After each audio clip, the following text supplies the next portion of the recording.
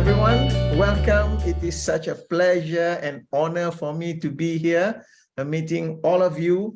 For this evening, we've got people from, as Sᴇʟ mentioned just now, Sᴇʟ mentioned just now, people from all over the place. So it's a pleasure. We have from Malaysia, from Australia, from Africa, and we hope there'll be others who'll be joining us later. So welcome to this session on unleashing a robust leadership. This is part of our monthly self-leadership series. So this session is part of our monthly series on self-leadership. And we also have topics on neurosemantics, on meta coaching, and also on parenting. So I'd like to again welcome all of you. Some of you are here for the first time, and the others of you who are regular. So thank you for being here and welcome. I'm Mazuki. I'm a neurosemantics trainer and meta coach. And in the 60 or so minutes together, we'll be discussing on the definitions of leadership and how does a person do this thing called leadership. So we are referring to how does a person lead, and what we are also will be discussing this evening on the new business vision, bringing leadership into businesses. So what is the vision that we are looking at? And what I'll be doing is that I will be covering a few points, and then I'll be pausing for discussion. So thank you for letting me know, Shidisi and also Wayne, with respect to your connectivity. So as long as you can are able to follow, I'll be most grateful for that.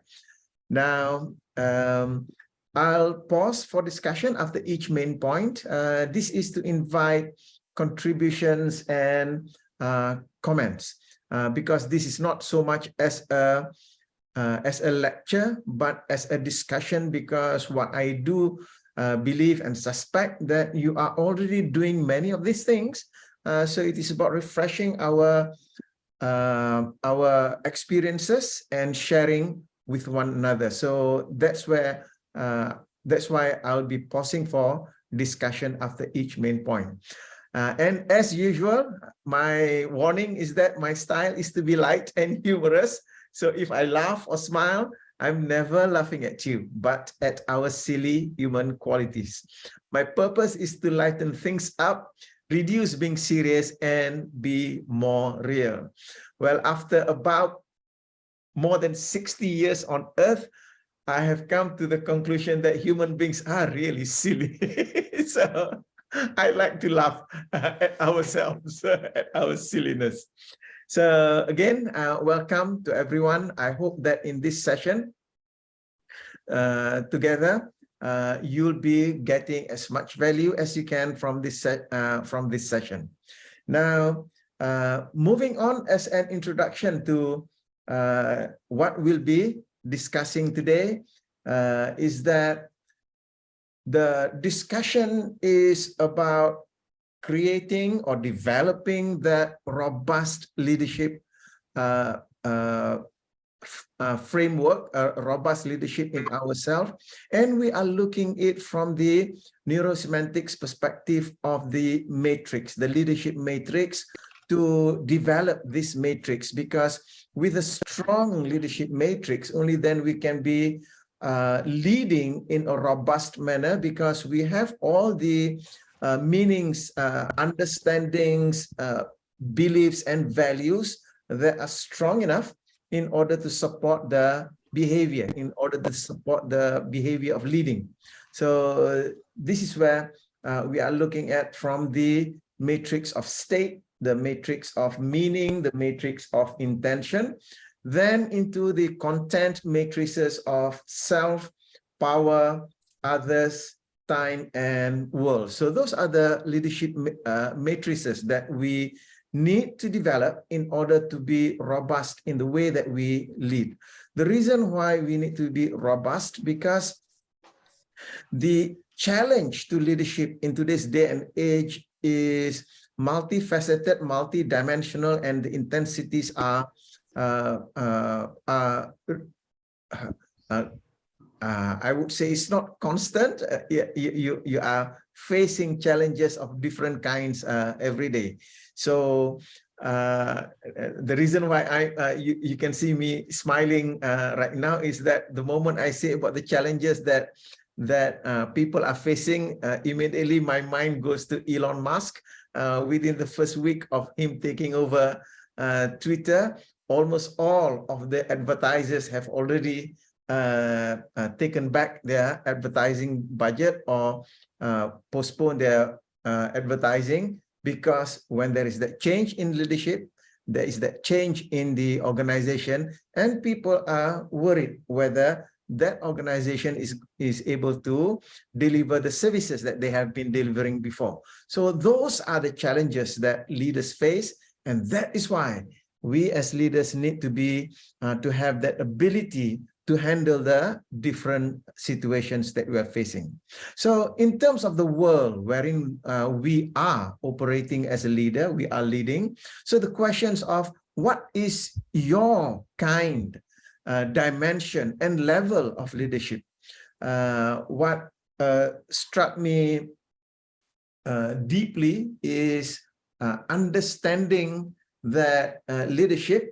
I'm just taking my pen and noticing, oh, so I can't write with my pen right now, but leadership is a function of three things: function of the leader, function of the follower, and function of the situation. So these three factors will change the way that you lead. So asking yourself the question, what is the kind of leadership that you are bringing, the dimension and the level that will determine the way that you lead. And what about the question of what is true leadership to you?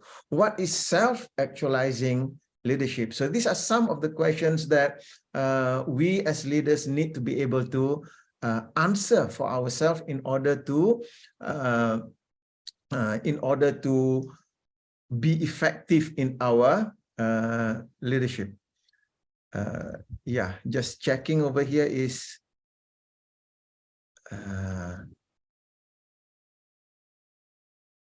I'm just checking whether I've got the recording. Yes, sorry. Sorry about that. And again, moving on to the points that we were discussing just now before I check for the recording whether it is on or not. The other thing that we also need to look at is the meanings that we bring to our leadership. So what does leadership mean to you? What meanings and frames are you passionate about leading out with? So those impact the meaning matrix, and that will impact how you approach your leadership as well. And the other is in terms of your intention. So what are your highest intentions in leading? So that covers the three aspects, three dimensions of the leadership matrix: the matrix of world, matrix of meaning, matrix of intention. So we are delving in a little bit more to bring in these matrices that will strengthen and make our leadership more robust.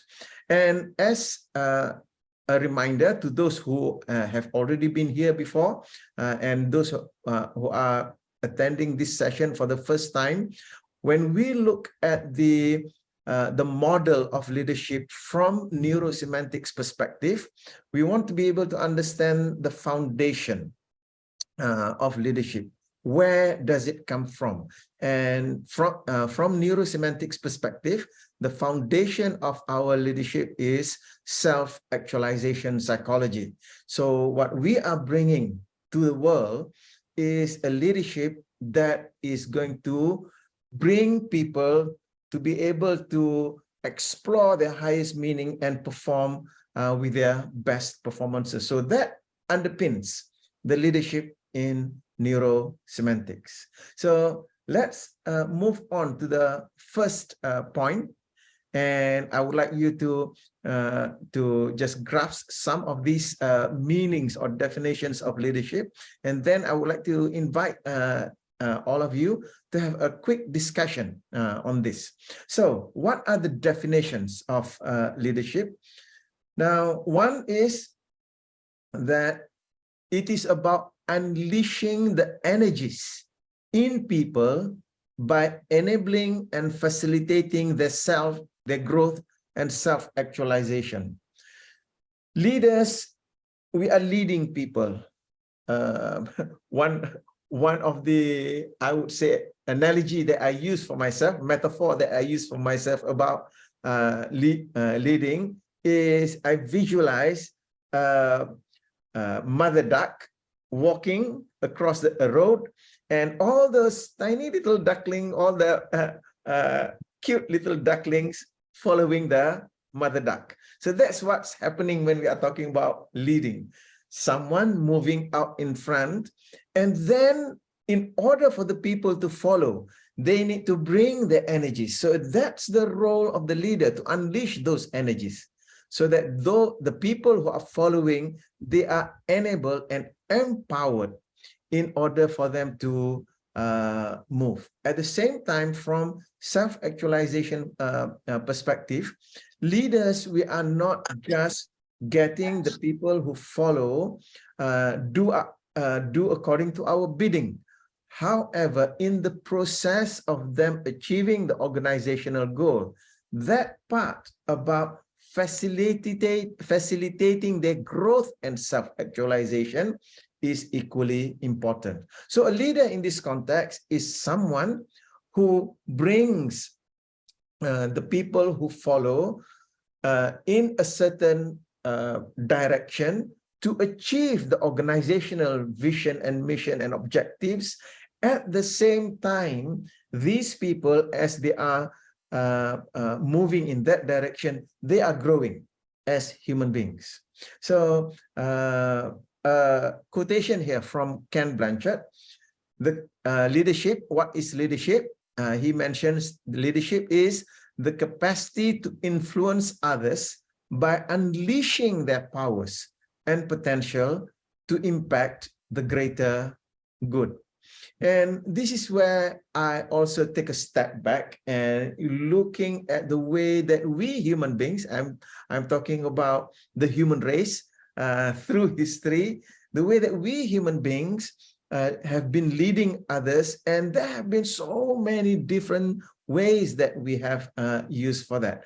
And the most common way that people have been using, have been leading, it has been the command and control, using pain-pleasure continuum in order for to get people to move to the extent that people are diminished in the process of following leaders. So that is not the leadership that we are talking about. The leadership that we are talking about here is to get the people to achieve a certain goal and to be unleashed in terms of their power and potential. Another definition with respect to leadership here is that leadership is facilitating the change for people in order to respond effectively to an adaptive need. And this is equally relevant in this in this world today, because things are changing so much and so fast. I would say in just the last week or so, you can see the number of people being laid off in Twitter, in Meta, and there's another tech company laying off people. And when a person has a robust sense of leadership about self, that is how they are able to sustain their livelihood, even though they are facing those kind of challenges. So now I'm talking about leadership in the individual context. So what if I am a person who's working in Meta, and now I've been laid off? So that is also part of leadership that I need to bring to myself in order to keep going. So leadership in the context of organizations and also in the context of person or individual. And also a leader awakens a new vision of the future. Because when we talk about leading, we are moving in a certain direction. So to be able to awaken in the people this new vision. And the thing about new vision is, I will just use the analogy of driving. Peter just now was mentioning about his driving and his listening in. So especially when you are driving at night and you have the headlights on. So that's basically what a leader in an organization may be going through in the workplace. So when you are driving at night, the most that you see is only about 50 or maybe 100 meters down the road. Beyond that, it's dark, because that's how far your headlights go. So the people in the organization, even though you have all of this wonderful vision about the organization, all that they see is just that 50 or 100 meters down the road. So when the organization comes to a bend, the leader needs to communicate that new vision, that why are we turning, why are we moving in this particular way. So that's why the role of the leader to awaken the vision in the people in the organization is so critical, because the leader cannot communicate to the people the end vision because it is too far. People cannot see those. So that's why the leader needs to communicate. So taking the analogy of driving at night, to be able to show the people down the road, 50 meters down the road, and then as it takes another turn, to show another 50 meters, to show another 50 meters. And just by doing that, you could be driving 1,000 kilometers and reach your destination. So that's that third part. Leader awakens a new vision of the future. And not that you are changing your vision all the time. However, you may need to keep on tweaking, reconnecting the people to the vision. So those are the three core definitions for leadership. The first one is to unleash the energies in people by enabling and facilitating their growth and self-actualization. The other one is to facilitate the change for people so that they can respond effectively to needs that also change. And then another definition for leadership is that a leader awakens a new vision of the future. Okay, so let me just pause there and let me hear your experiences and thoughts regarding your experience of the definitions of a leader. How do you define that in the different roles that you have been playing? So go ahead, let me hear your thoughts.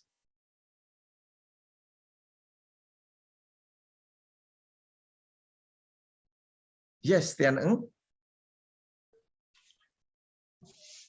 Well, I think I fully agree that a leader is supposed to unleash other people's energy by making himself a role model. Unfortunately, what I observe in Malaysia is most leaders never do that. They just instruct people to get things done. Because right in the concept is kita datang cari makan. We come to earn a living instead of trying to contribute to something else. Yeah, this is something which I find in Malaysia is very lacking for the full understanding of releasing our own energy to contribute to mankind. I call that something like noble purpose. Yeah. And I would like to say that I do travel a lot to China. I find that one of the main reasons China is progressing so fast is because everything that they do You see, we are contributing to mankind, we contribute to our nation, to our beloved party, Communist Party. So when you have something like that, I believe the energy level become very high and the thinking is very different. And I think that is the main reason why they are progressing so fast. Tetapi di Malaysia, kita cakap cari makan. It's a pity. And we have vision mission on, hanging there. But you ask the employee and ask them whether they know what is vision and mission, tak tahu. They don't know because the bosses never say. It's only for show. It's a great pity. So I hope your way of conveying the message will reach a lot of people in Malaysia. Thank you. Thank you. Thank you. Yes, anyone else? Mushidisi, you have something? Go ahead. Yes, I think we all know that people who are holding leadership positions are not necessarily equipped with leadership skills. We know that they need to be equipped, and one of the others that comes in the way is ego. I've been doing things this way. You are coming up with things that I'm not used to. When people are not used to do things in a certain way, then they get scared. I mean, they at times feel like they're gonna be embarrassed because it's something new. They don't know how to play the game in that space, and yet and also the thing where leaders think they must know everything. You must be comfortable to not know everything, even though you are continuously developing yourself.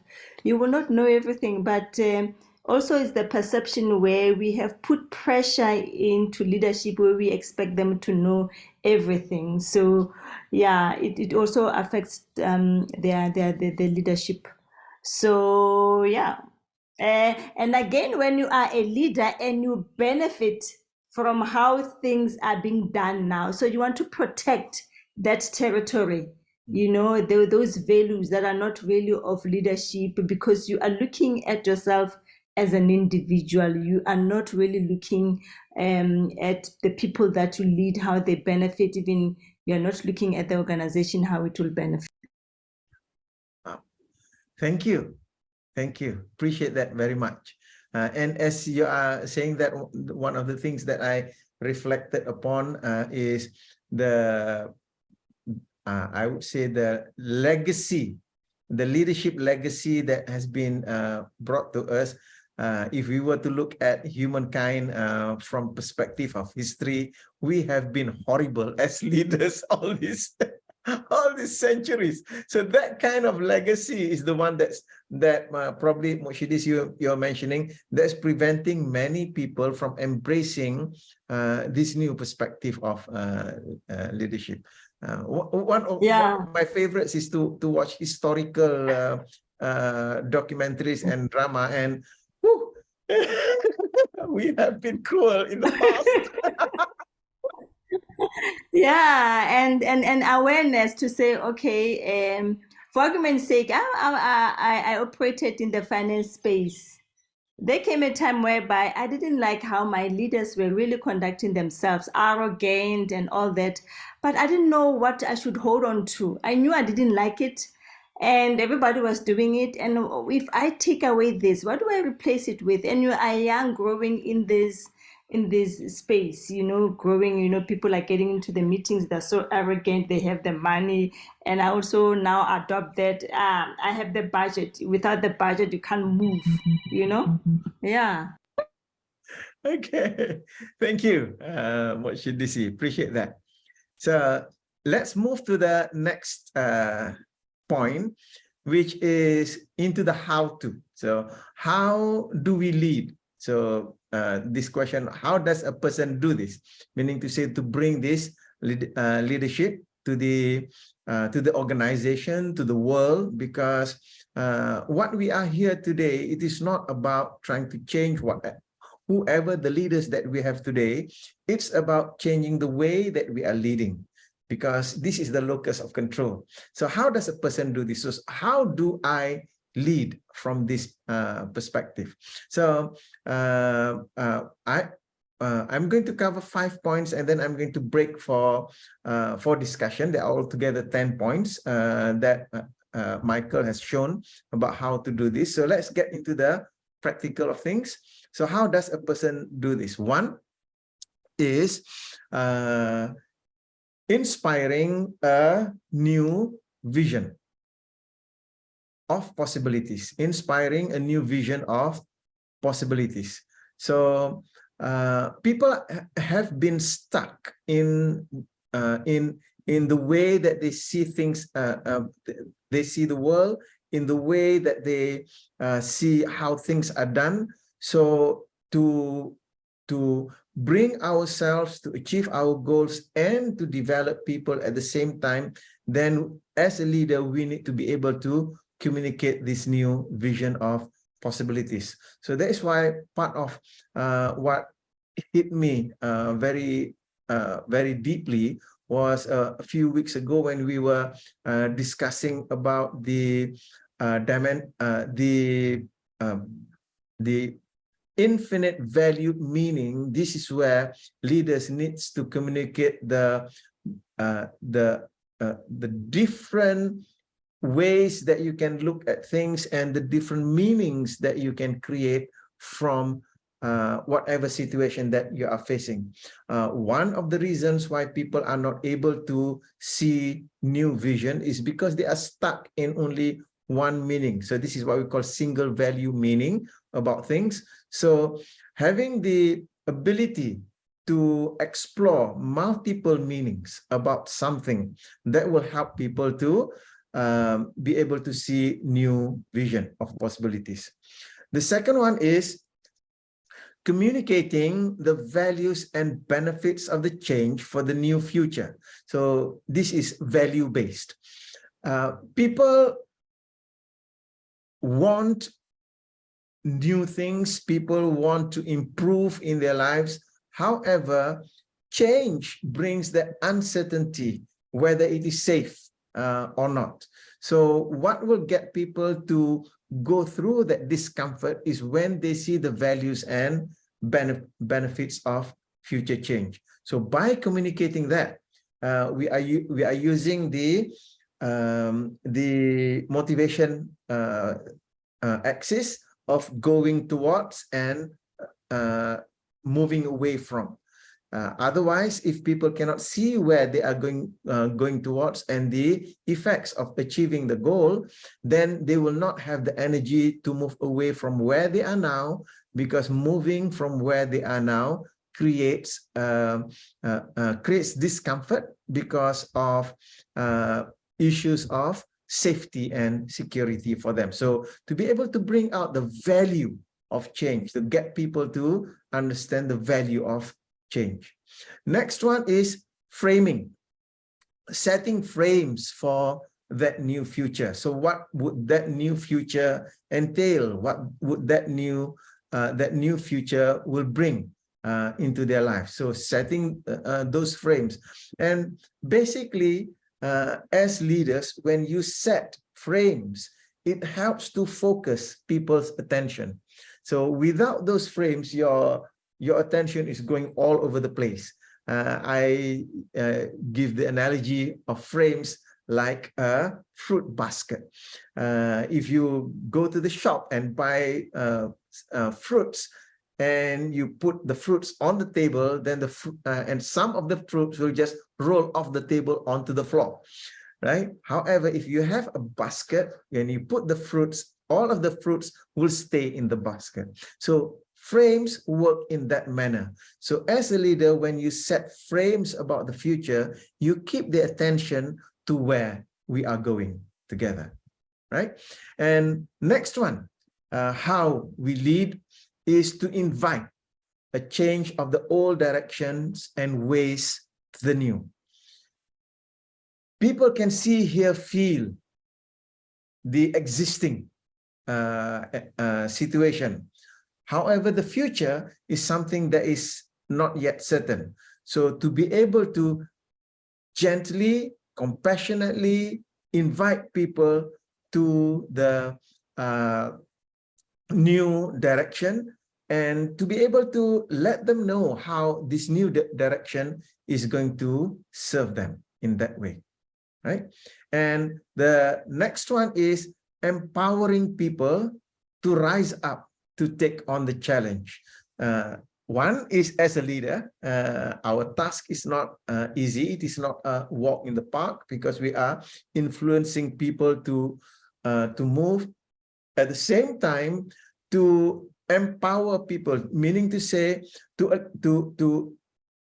certain extent, to teach them or to coach them to use their powers of thinking, feeling, in order to set empowering beliefs and frames for the journey, for the task, and also to get them to take on the challenge of overcoming the obstacles in getting to the new place. Okay, so these 5 first, and I'm going to pause here and invite any one of you, if you have any comments in terms of your experiences with respect to any of these 5 things that we as leaders need to do in order to bring that change in the in our world. So let me just open up for a bit.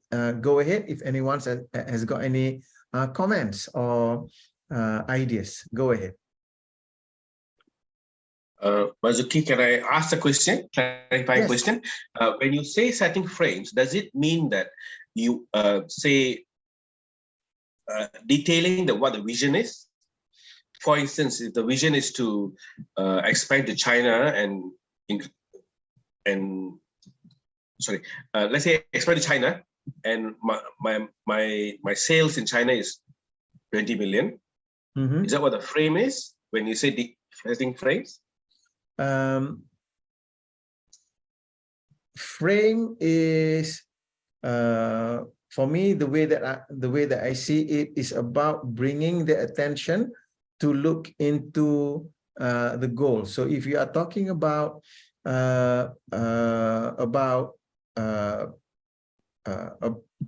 you are talking about expanding to China, so that is the goal that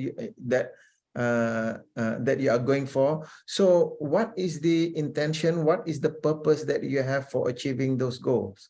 So what is the driving factor? So those are the things that we want to create as a frame in order for that goal to be achieved.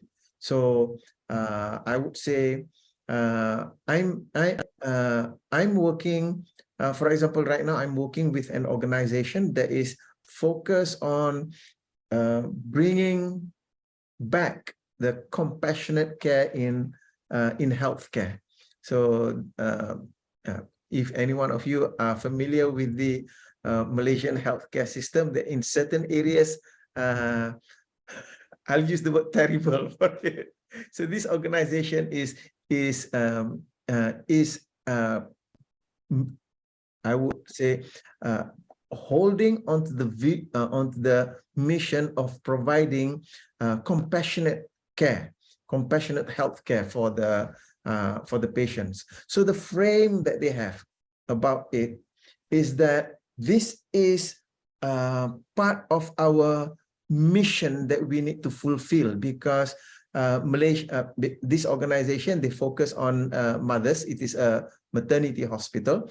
So our mission is that the mothers who deliver babies from this hospital, they go out from this hospital with the baby with wonderful experience, because they receive that compassionate care from us. So the staff are holding onto that frame that our service is a service that brings joy, bring fulfillment to the mothers who deliver babies here, so that their experience of delivering babies is a wonderful, uplifting experience. So that's the frame, because the behaviors are going to be numerous. What's the behavior? So even when they draw blood from the patient, the behavior is that, ma'am, I would like to draw blood in order for me to check. So those are the behaviors. without the frame of we want the patients to have an enjoyable experience in delivering babies. Without that frame, those behaviors become mechanical, and it will not translate into a behavior, into a service that is from the heart. So these are what I'm referring to as the frame. So typically, the mission of the organization is very powerful to serve as a frame, and also the values of the organization. Yeah, maybe you are familiar with the term team operating principles or values. So those serve as frames of how people behave in the organization. Does that make sense, Dr. Anwar? Yes. Yeah. Yes. Anyone else would like to add to that? Go ahead.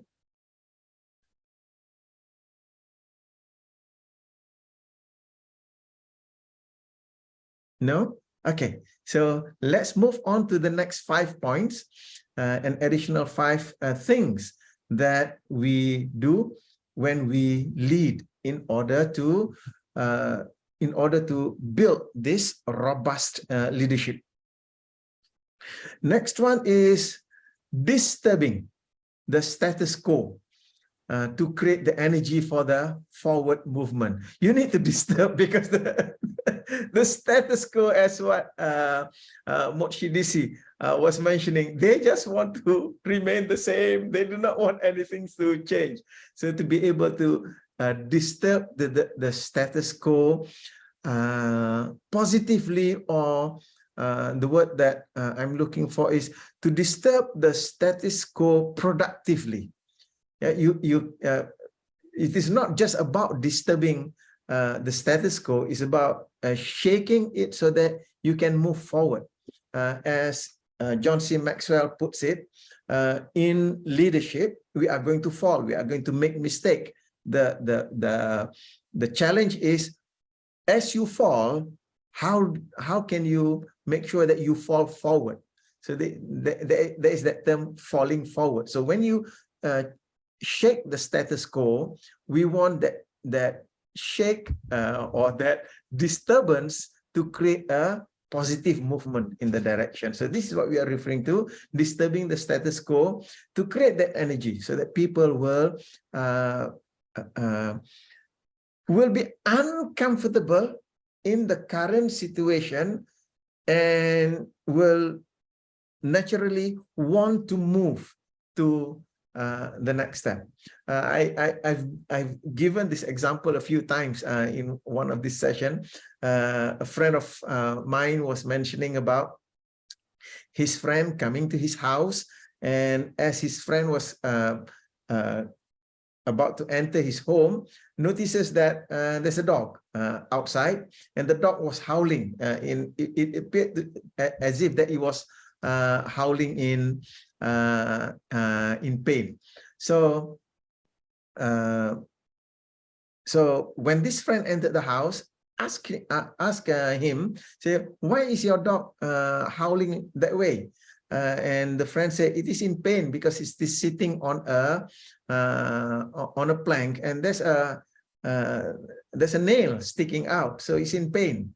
Then this friend said, why didn't that dog get up away from that nail? And his answer was, because it's not painful enough. Okay, so that's the thing about human beings. Sometimes those people whose energy is driven by moving away from pain, sometimes the pain is not strong enough for them to get up and move forward. So as leaders, part of what we are doing by disturbing the status quo is to demonstrate to them how more painful it would be if they remain. So that's basically what we are doing, disturbing the status quo. And Mochidisi put into the chat box just now, how do you fall forward? The key thing is, it is not about doing things right all the time, because you know that you are going to make mistakes. It's about having the mindset of a learner, that when you fail, so-called fail, when you fall, you are quick to learn, to gain the learning from that particular fall. So this is having the learner mindset. So that's how, that is what John C. Maxwell mentioned by falling forward. You are going to fall anyway. So the thing is about when you fall, to quickly dissect what are the causes for that fall so that you can move forward faster. So that's what he refers to as falling forward. Okay.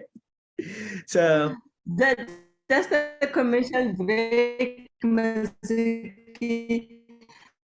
You know, if you were to say I must fall forward without this explanation, I did falling forward. I think I will be better off when you say you must follow on the side, because only my shoulder and whatever will get hurt. Just yeah, what we cover in neurosemantics, if you remember, is that any event, when an event occurs, two things will pop up. One is the learning, one is the emotion. So our job as human beings is to pick up the learning from that particular event. The issue is when we are unable to control our emotions or manage our emotions well, the emotions overwhelm us and we overlook the learning. So when John C. Maxwell says fall forward, it's about, okay, take charge of your emotion. You feel sad, you feel upset about what happened. However, to quickly overcome that, manage that well, and to ask yourself, so what did I learn? So once you learn that, you are already one step forward. That sense. Okay. Now, next one is flexibly adapting to the situation, calling for change. People have been using the word VUCA for a decade already to demonstrate that this world is volatile, uncertain, complex, ambiguous. So that creates that need for flexibility. So this is where, from the neurosemantics NLP perspective, it is about us having that behavioral flexibility. So instead of being stuck in a certain frame of mind, when something occurs, to be able to shake the old frame, to come up with new frames to allow us to behave in new ways. So in that way, we become more flexible. And the next one is aligning and mobilizing people by calling them to commitment and collaboration. This requires some skill of inviting people. I was just having this discussion with my wife just a couple of days ago about observing our grandchildren. For those of you who don't know, I already have 10 grandchildren. The eldest is already 14. And you notice that they have different strategies of doing things. The eldest grandchild, Azara, I call her Grasshopper. Her way of mobilizing, aligning with people, if I can use this term, basically little children, they just want to play, right? Those of you who have children, you know, they just want to play. However, basically what they are doing is that when they want to play, they want you to play with them. So basically what they are doing is that they are aligning and mobilizing you to be committed to what they do. And I noticed, for example, Grasshopper, she has got this joyful way of inviting. She'll come up and say, "Grandfather, let's play," with that kind of joy, to the extent that I don't have the heart to say no. Yeah. Another grandchild, his strategy is to just interrupt whatever that you're doing so that you react to him. So that's his strategy. Now, I don't know where they got those strategies, but we human beings sometimes, as a child, we found one particular strategy and we continue using that strategy, not knowing that that strategy doesn't work in all situations. So part of what the previous point is having that flexibility and also bringing this multiple strategies of getting people aligned and mobilized in order for them to commit and collaborate. Yeah. And the next one here is to enable problem-solving creativity and innovation in people. This can only happen healthily in an organization where people feel safe. Yeah. Without that sense of safety, people will not want to be creative, because being creative, I don't know about you, but my past experience, if I'm too creative in class, I get whacked by the teacher. So in situations where it is not safe to experiment, people will not. So create the environment where it is okay to make mistakes. So this will enable problem-solving creativity and innovation in the people. And this, to me, the 10th point here is eliminating obstacles and resolving conflicts. So this is another thing that leaders need to do. If I may give an example of one of these series on TV, there is this series called New Amsterdam. It's about the hospital, New Amsterdam Hospital in New York. I like the way that they portrayed the lead character. He was charged with taking charge of the hospital, and when he went to the staff in the hospital, the question that he keep asking is how can I help you? How can I help you? So this is how leaders can help people in the organization, by asking people, what can I do that will make it easier for you to do your job? So this is what we are referring to as eliminating obstacles and resolving conflicts. I remember from one of my mentors, Blair Singer, he was mentioning that if ever you are new to an organization, the first thing that you need to do is to get into a position of service. Because by serving people, letting people find it easier for them to do their work, that's how you are getting people to achieve their goals. Okay, so those covers the 10 things that as leaders we can practically do in order to bring in this robust leadership in ourselves. So let me open up for discussion and comments. Anyone has got anything to say? Go ahead.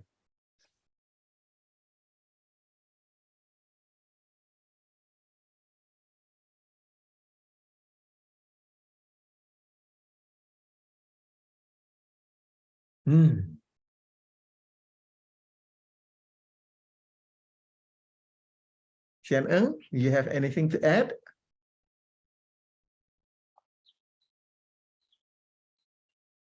You're still muted, Sᴇʟ-eng. I think engagement leadership will be very useful here. At the same time, I think how can we instill a growth mindset in the followers would be very helpful to fulfill the last 5 leadership characteristics. Actually, Tian-Eng, when you say that, you have opened up a can of worms.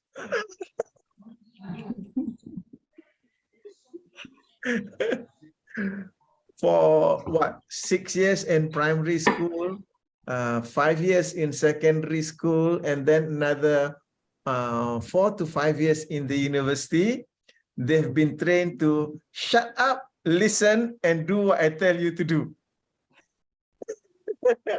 And then suddenly they enter the workplace and the bosses are saying, be creative, experiment, try things out. For all of their lives, they've been told to not experiment. However, I firmly believe that because the potentials are already in people. Coming from self-actualization psychology, what Maslow has mentioned is that I think of the self-actualizing person not as someone with something added, but someone with nothing taken away.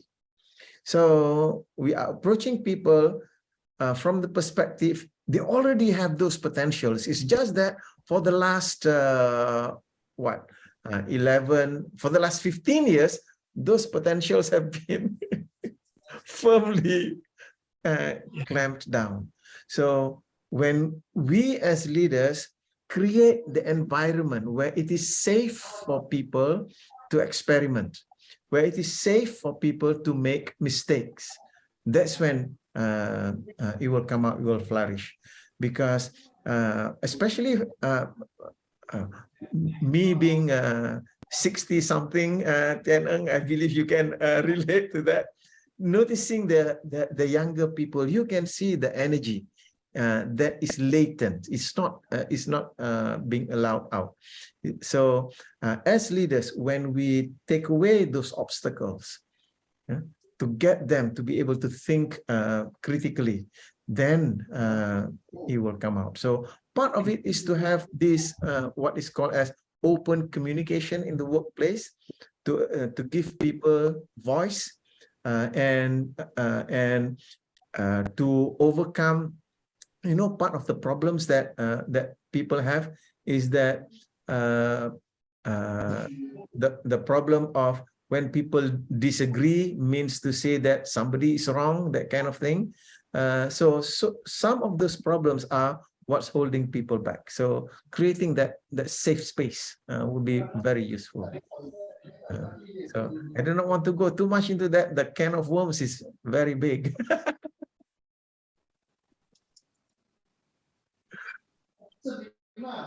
Yes. Anyone else? Okay. Maybe I can add something here. I saw a lot of differences between our Malaysian educated undergraduates compared to undergraduates from China. I happen to have a session, and we have 50%, 40% students from China and 60% students from Malaysia. And when we open up and ask them to share their view or ask any question or clarification, you'd be surprised, Malaysian students tak ada, nothing to ask. And they wouldn't dare to challenge the lecturer or challenge the speaker. But whereas the Chinese student from China, they keep asking questions, and they not that their question has got, I mean, strike the balance or their opinion is fully agreeable by us, but they dare to speak up. So that's why I think their creativity is there. They are not under control. Our mind is already framed this way. So I observe also my grandchildren in Australia, the way the teachers allow them a lot of freedom. Whereas not in Malaysia, ikut undang-undang, follow this cannot be done, that cannot be done. So the frame is very small. I think workplace is the same. Yep, I agree with you on that one, because in the movie The Matrix, Morpheus mentioned to Neo that we are born into the matrix, and what you are describing just now is that in Malaysia we are born into the matrix of culture, whereby part of the matrix of culture that we have in Malaysia is don't talk back to your elders. That is not polite. Don't argue with your teachers. You have to listen. So those frames is part of our cultural matrix. And because of those, it inhibits Malaysians from even asking questions, because they come to the point whereby even asking question is viewed as objecting. So yeah, that's why you notice there is that difference between foreign, I would say, students who grew up in foreign, not Malaysian education surrounding, with students who grow up in Malaysian system, because of that part of listen to your elder, don't argue with your elder. So because the teacher is the elder, so they don't argue, because they is considered as impolite or even rude, and all that. So yeah, it's a shame, because the potentials doesn't come out, do they? Yeah. So yeah, thank you. So the question might be, except for the schools, are we as leaders at our homes encouraging that in our families, for children to ask us questions, you know? Yeah. So before I became a coach, I was not comfortable with being asked questions. But now as a coach, when I was in my journey of being a coach, I saw how people welcomed questions, then they encourage you to ask questions. Do we do that with our children, maybe to encourage them? Or even people out there, when they ask us questions, to say thank you for that question. Actually, it makes me to think in a different way, or whatever that is, to encourage people to ask questions, to encourage that culture of asking questions. Yeah. And for that, it requires an empowering frame, because if you are operating from the frame of when children ask questions, they are a nuisance. Therefore, when children ask questions, you find that as a nuisance. However, from, for example, from neurosemantics perspective, the frame that we have is that little children ask questions because they need to know how things work. That's why they ask questions. So coming from that frame, when little children ask questions, so I will be cracking my head in order to help answer the question to the level that the child can understand. Again, it's all about those frames that we have. And yes, Malaysia as well, parents, because the parents are the first educators for children 0 to 6. That's when the parents are educating it. So what are the frames about learning, about asking questions, have parents put on the child, especially when the child reaches the individuating stage at the age of 2 to 3 years old. They ask the why question, and many parents, because they get annoyed by the why question, keep asking why. Mama, why is this? Mama, why is that? Why are you doing that? So they go back to the child, stop asking questions. And because adults are bigger, they use their bigger size to control. Stop asking questions, I whack you. And that's not healthy for our children. Okay. Yeah. Right. Okay. So let's move to the final point for this evening, which is the new business vision as we bring our organizations, whether these are business organizations or social organizations, this is the vision that we are bringing, which is the self-actualizing value-based leaders. So as leaders, what we are bringing to the table are values, and we as leaders are actualizing our best self. So meaning to say that I am not perfect now, I will never be perfect. At the same time, I am growing, becoming. So that's why I love this term self-actualizing, because we are never, ever actualized. We are moving in that direction. So as leaders, I know that I am growing, and in the process of growing, I am making mistakes. At the same time as I am doing that, I am bringing value. So it is not about position. It is not about power. It is about what is the value that I am giving to the organization. So that's why I would say over the last more than 30 years, people have been talking about the servant leadership, meaning to say, as a leader, you are serving the people in your organization, helping them to do their work more easily by bringing in value. That value could be skills, could be whatever support that you can give to people to make it easier for them to do their work. So for years, business thinkers and leaders have recognized the importance of vision, mission, and values. So without these, an organization operates at too low a level. So it is not just about survival, but it is about growth. So what are the things, what are the thoughts that we need to bring as a value to the organization? So here are some of them. So this thought that people are our most important resources. So taking this in, that people are important, they are the ones who bring the value to the organization, and we treat people as our intellectual capital, human intellectual capital, we treat them as assets. So as assets, we want to protect them. We want to make them better. We want to allow them to grow in terms of their net worth, their value. So that is one I would say mindset that we want to bring in our leadership. Next is people need to be empowered to become creative.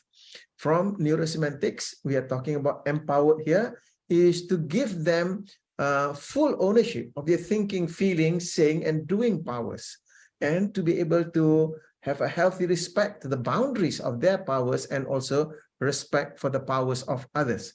By having those, then they can be creative and also spontaneous, because they are operating with people who are also operating in that particular manner.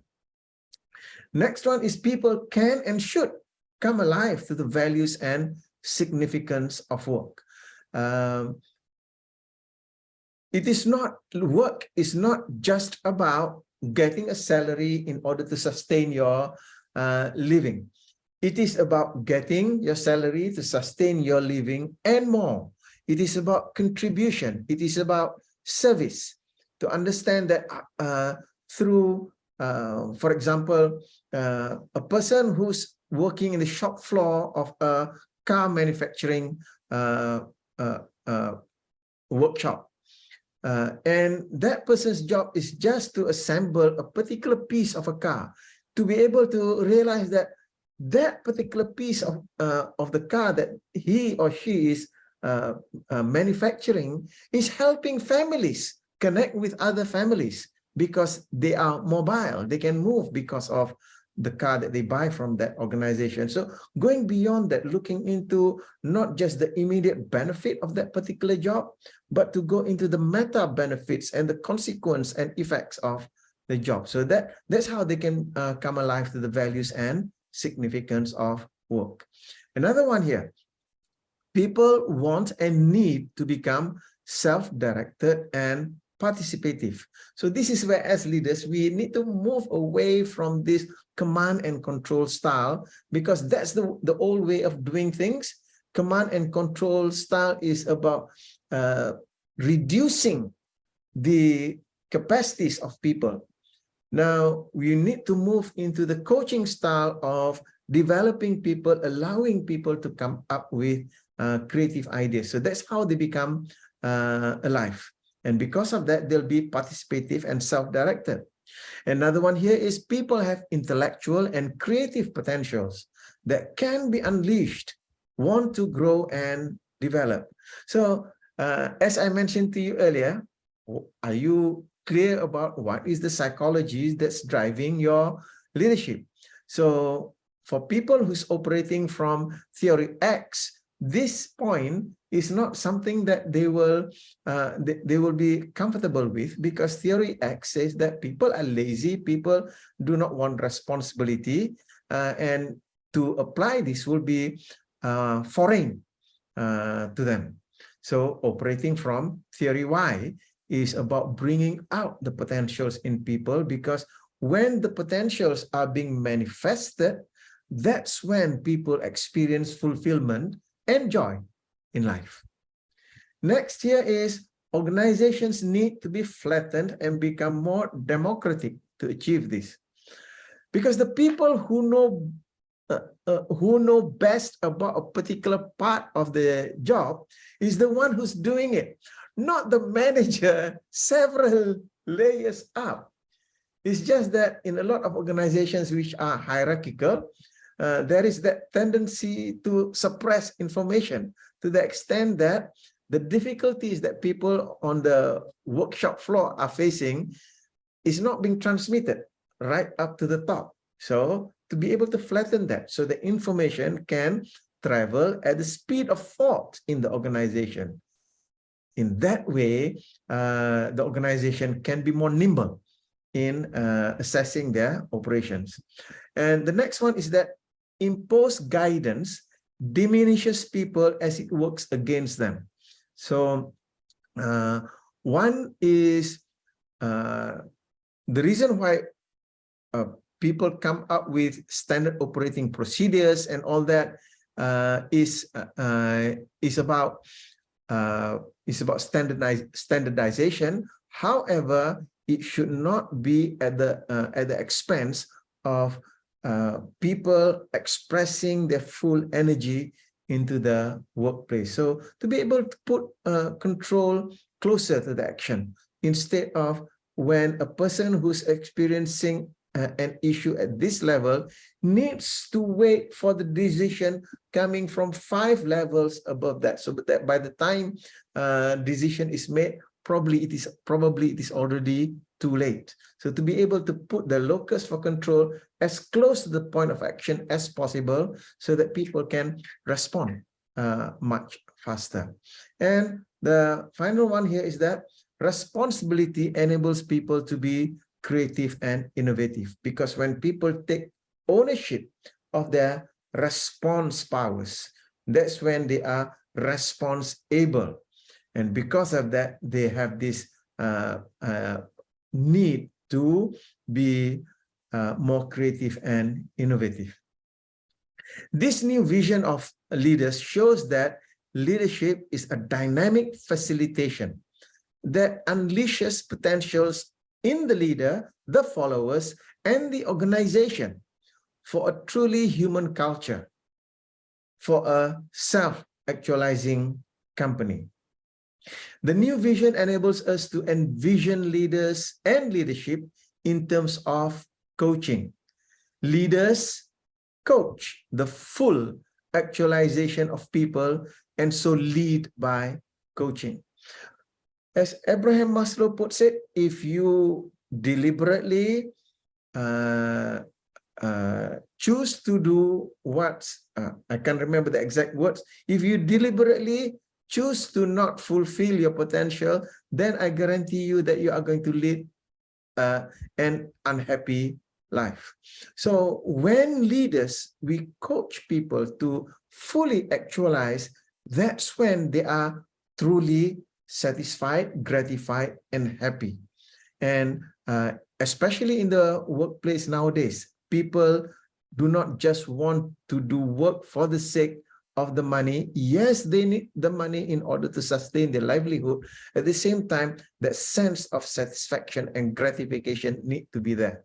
So when we coach people to fulfill their self-actualization drives, that's when they are truly happy working in that workplace. So if the most effective and dynamic leaders lead best by facilitating themselves, others, and their companies to actualize their highest and best vision, then coaching self-actualization becomes the heart and soul of greatness in leaders. So that is what we as leaders needs to do, because in order for a person to be fully actualizing, they need that guide.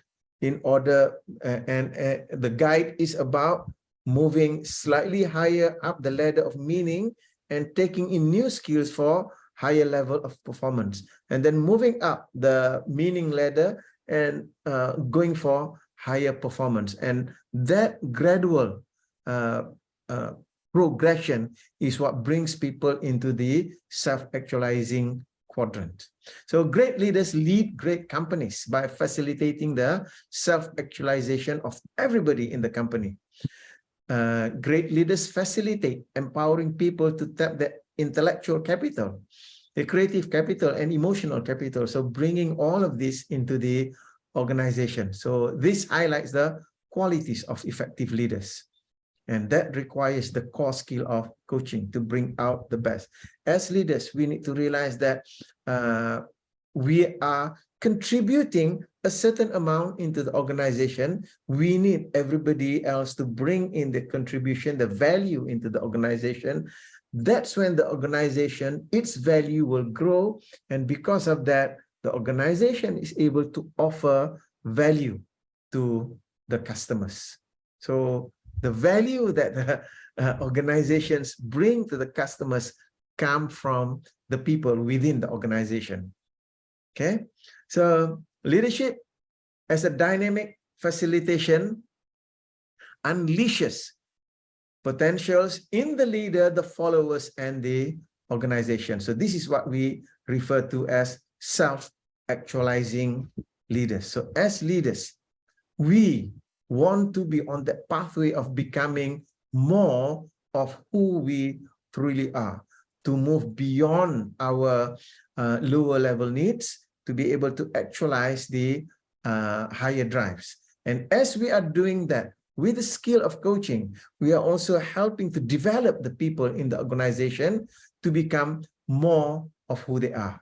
So this is what we are referring to, this new vision, the vision of the self-actualizing leaders leading self-actualizing organizations. So in this way, we are serving the best in mankind. So that's where we are at the final point that I'm bringing to you. So let me just open up for discussions, comments, and thoughts that you may have about this. So go ahead. If any one of you would like to share your ideas.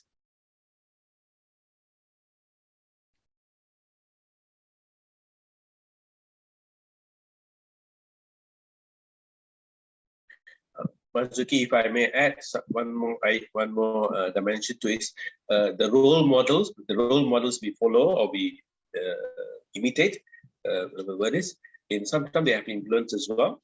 I think one of the sessions I earlier mentioned to you, somebody I know of, a businessman in Malaysia, his role model is Donald Trump.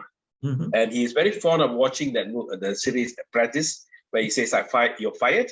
Mm-hmm. So this businessman I know of, that's what he does to his people. You know, there's something goes wrong, you're fired. And to the extent that although the business should have done well, he's always fall into crisis. You know, this guy owns trucks, lorries, right? Buses, and you can see a truck can go missing, which belongs to his company, goes missing. How can? Because the way you treat people, and that's how they're going to behave. You know, once I had enough of it, okay, whatever, the truck goes missing, I didn't lock it or whatever, I don't know where the key. And, you know, people will do that, all that. And then, you know, people leave very often, and you cannot see anybody like working for 1 year plus, you know. There's a few people, you know, put up with it, right? So that role models he keeps, so you know, cause problems like that as well. Yeah, thank you, Dr. Anwar. So that's why if you notice, I would say organizations, they started to shift their, even the names that they use.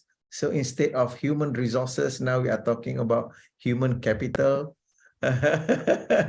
Because resources are what so when people think of people as resources, okay, I don't need the resource, I throw it away. But when you think about that as your capital, as your asset, then you want to take care of it.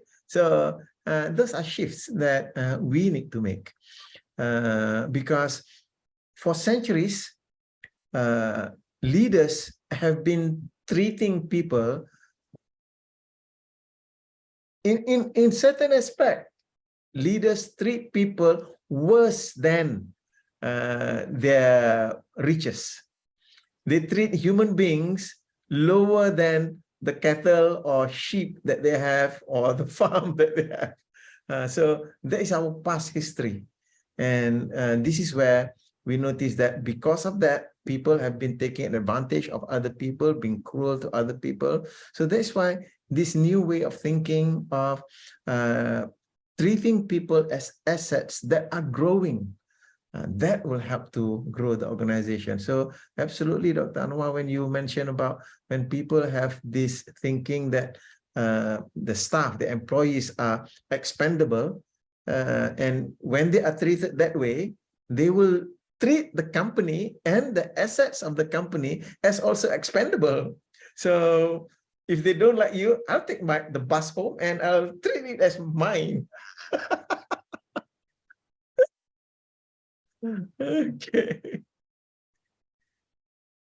So coming to the end of this session already. So before we end, what we've covered are basically three main points. One is we look at the definitions of leadership, and then we went into the specifics of how to. So how do we lead? So we covered 10 points in that area.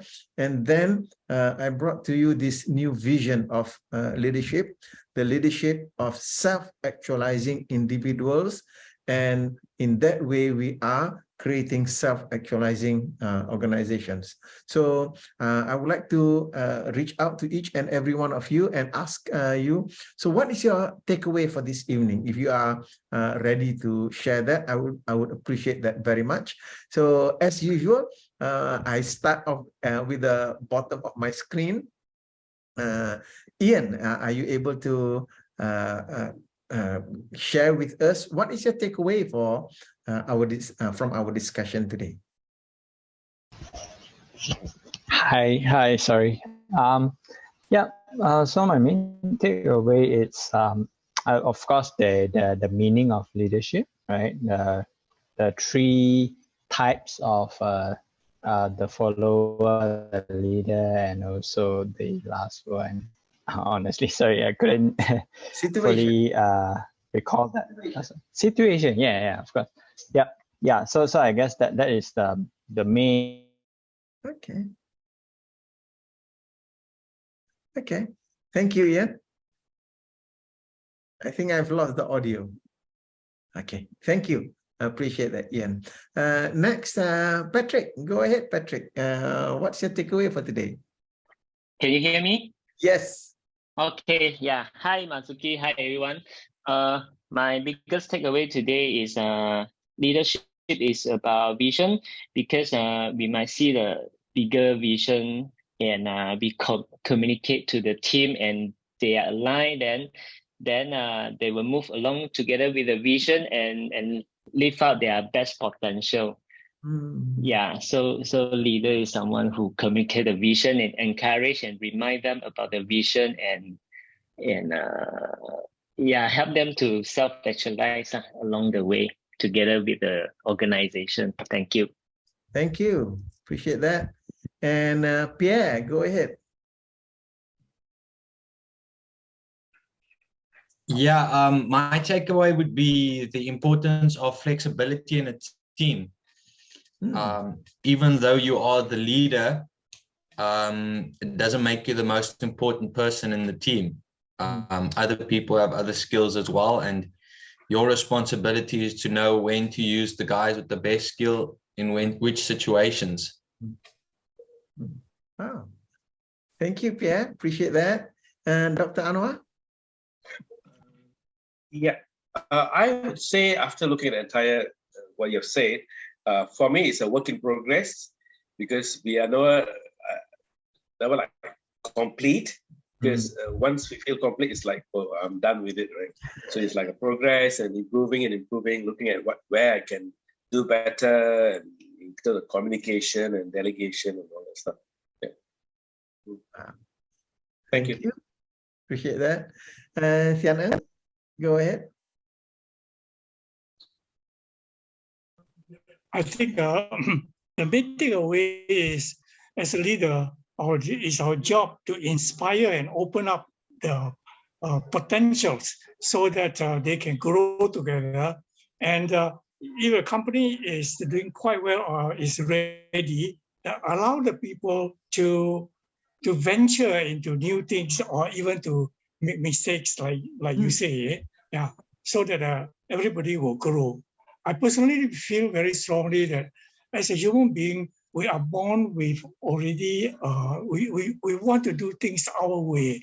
Yeah, this is by nature.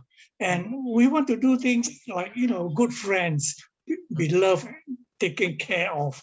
And the last one is everyone wants to prove that they are capable. The competency is always there. So if we can use these simple three things, I call it ARC, yeah, that means the competence, desire for competence, desire to be loved, and desire to be free. If we can do this, we become real leaders, and our subordinate will definitely benefit a lot. Organization will grow. Thank you very much for your sharing. I really benefited. Thank you for that perspective. I find that very enlightening. Thank you, Sᴇʟ. And last but not least, Hashim, go ahead. Yeah, very interesting class this evening, Marzuki. My takeaway is, as a leader, recognize that people who work for or you work together with the organization, they have the potentials. So it's the leaderships, the leaders with the right competencies that can only generate that, or to get those people that work around him or in the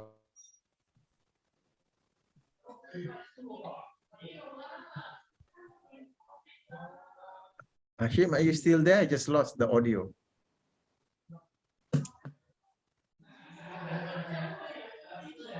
Oh, we have lost the audio.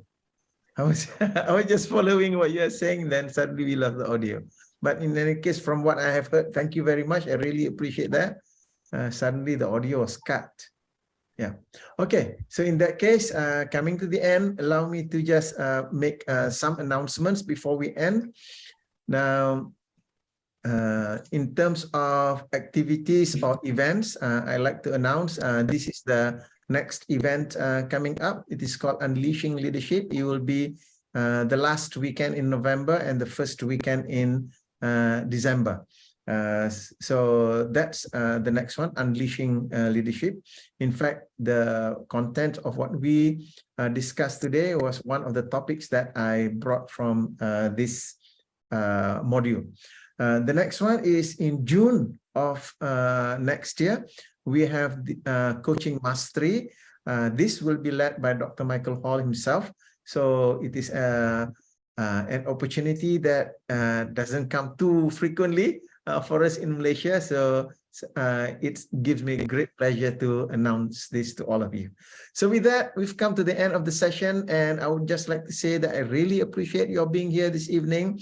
And I hope that you have gained something useful for yourself. And I look forward to seeing you again the next time. So with that, take care and may you stay safe. Thank you. Bye-bye, everyone. Thank you. Thank you. Yeah. Thank you very much. Good night. Good night. Good night. Pierre, I hope you are good. Thank you, Ian and Sᴇʟ.